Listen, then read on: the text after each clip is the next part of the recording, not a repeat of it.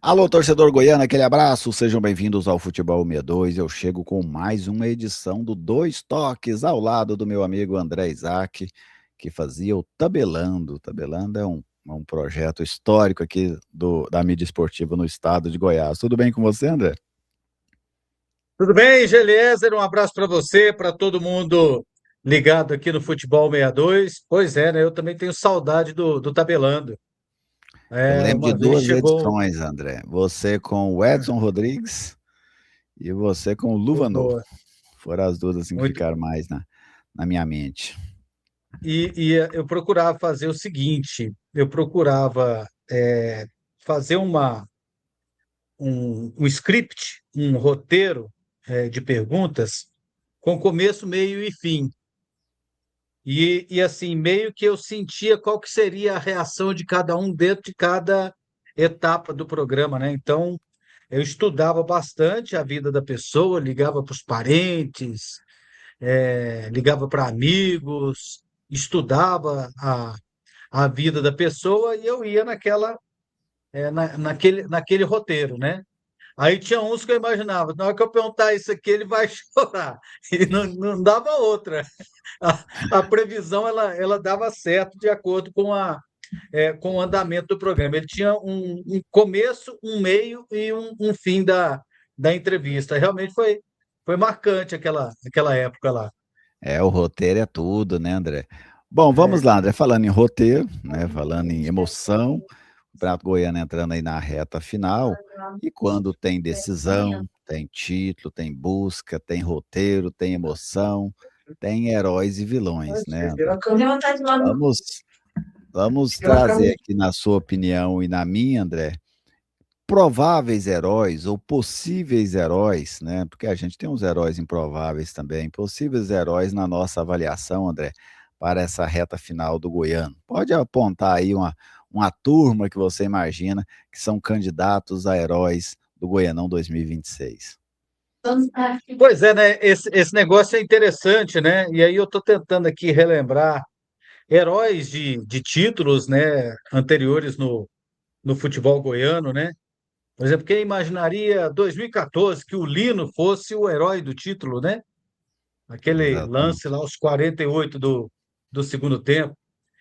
Me lembro, por exemplo, 2006, o Nonato saiu do banco de reservas, foi o herói do título do Goiás contra o Atlético. O Anailson, em 2007, talvez tivesse dentro do script, né, para ser Era o herói. cotado, né? Ali era cotado para ser o herói. Gilvan, Então, muitos. 1995.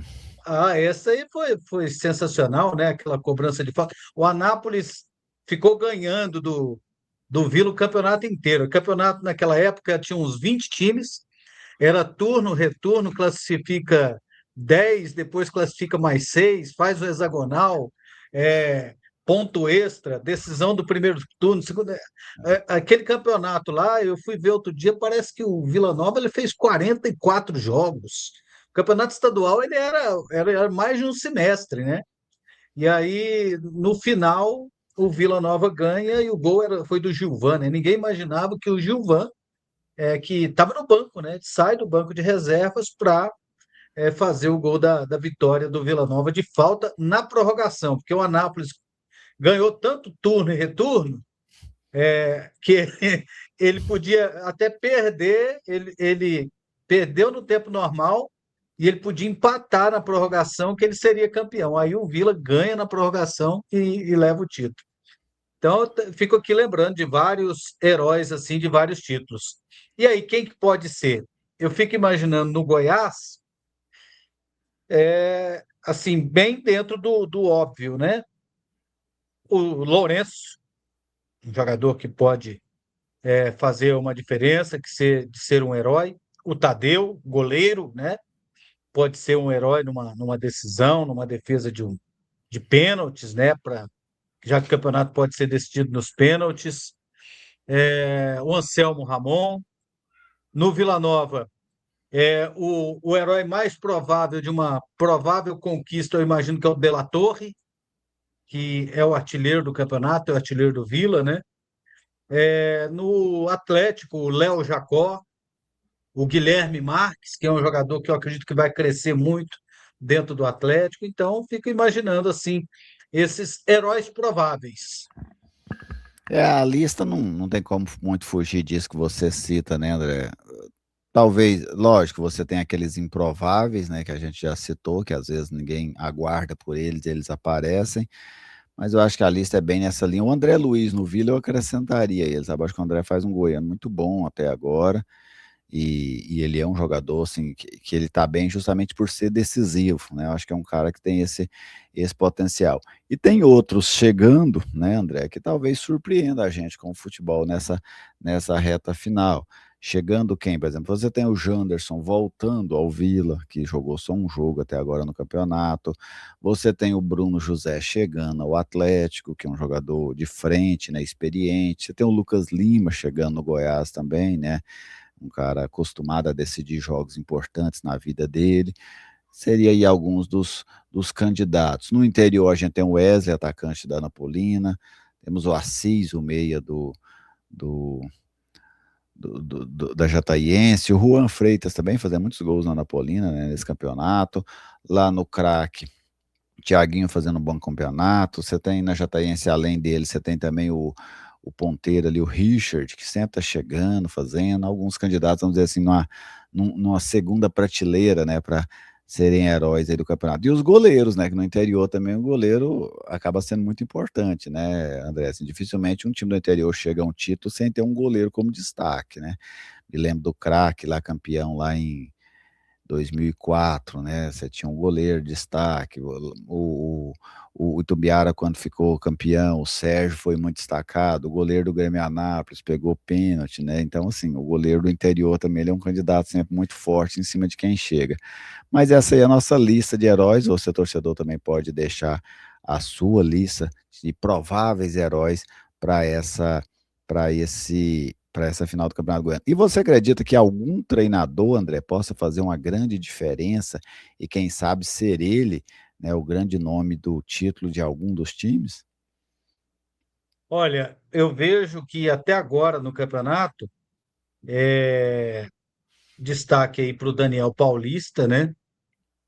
Ele pega um Goiás assim que ele reformula o time e ele consegue dar um padrão e na maioria das partidas que o Goiás atuou na primeira fase ele jogou bem.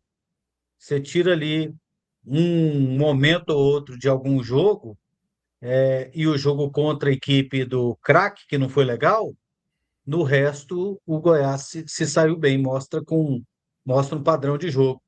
Humberto Louser, ele vai fazendo um trabalho interessante, apesar de estar sendo, às vezes, até muito cobrado, né? Porque o Vila sofre muitos gols, mas ele marca muitos.